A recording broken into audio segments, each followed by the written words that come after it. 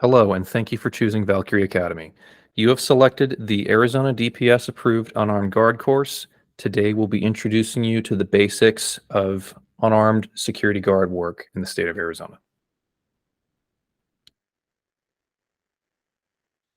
This course will have quiz questions for you to answer throughout. I don't like that cut. About this course, Part 2, Take 4. This course will have quiz questions for you to answer as you proceed. These are not graded, but simply practices for you as you approach the final test. Once you reach the final test, you are required to pass with at least 80%. You will have 3 tries on the final test, but if you fail the test after the 3rd try, you will have to repurchase the course. Once you have passed the final test, you will receive the DPS paperwork via email within 24 to 48 hours after completion. Cut. Gosh, fucking damn it. I'll be honest with you, your first couple of tries of it were totally fine. You don't need to do this one again. I was happy with the other ones that I can cut together. Let me try it one more time. If I can get it on this take, we'll keep it. Okay. All right. Whatever you want to do. About this course, Part 2, Take 5. This course will have graded questions for you to answer as you proceed. Jesus. Cut. About this course, Part 2, Take 6. This course will have quiz questions for you to answer as you proceed. These are not graded, but practices for you as you approach the final test. At the final test, you are required to pass with 80% or higher. You'll have 3 tries on that test. If you fail after the 3rd try, you will have to repurchase the course. Once the test is passed, you'll receive the DPS paperwork via email 24 to 48 hours after completion. So please be sure that the email address which you provided is accurate. If for some reason you do not receive the DPS paperwork within that time frame, please reach out to Valkyrie Academy either at our phone number or email for assistance.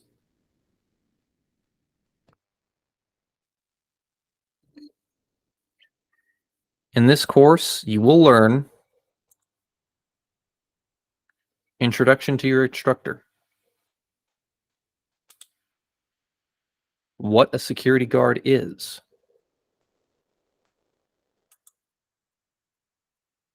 what are some pertinent ARS titles and why are they important,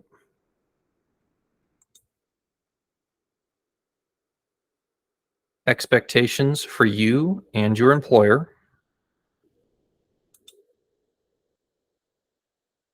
public opinion, and interacting with law enforcement. Once again, I'd like to thank you for joining us today. My name is Joshua Thompson, and I'd like to take just a brief moment to talk about my background. I worked in firearms sales for nearly 4 years, and I spent about 2 years working on properties and on the road as an armed security guard. I am licensed to instruct by the NRA, the Arizona Department of Public Safety, and by Axon. Up next, let's talk about a few pertinent ARS titles and how they affect us on the job. In the state of Arizona, security guards must follow the Arizona state legislature that provide ARS statutes, also known as ARS titles. ARS titles set the groundwork for what we can and cannot do as security. The main titles that describe what we're allowed to do can be found under ARS Title 13, also known as Criminal Code, which is something we'll talk about a lot over this course.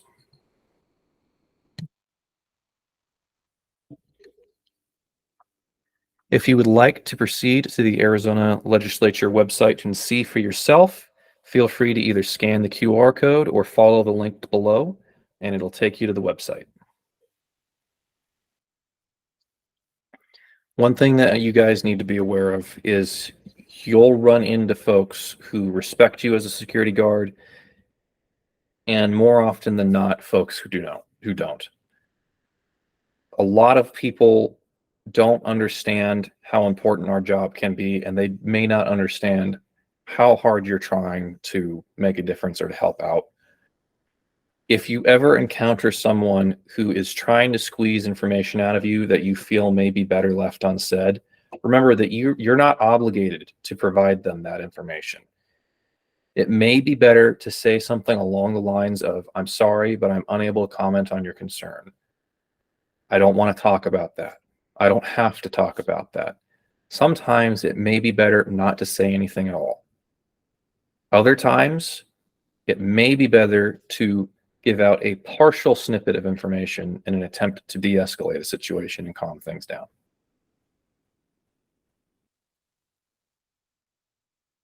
Please remember, if you ever find yourself in a situation where you are feeling uncomfortable, if you're ever not sure what you should be doing, or if you ever feel unsafe, do not hesitate to reach out to your supervisor. If your company has provided you with a radio, that is a resource for you to use. Don't hesitate to make use of that radio and talk with whoever's available to talk with across that radio. Many companies may even have a dispatching service. If that's the case, that company is paying money to provide you with a resource. Don't be afraid to use it. Please understand, it is an expectation of security to deal with the police and with fire departments and with EMS. At some point over your career, you will have an interaction with PD or with paramedics or with the fire department. You need to be able to maintain your professionalism and calmly and clearly explain what's happening on site and efficiently communicate information to them.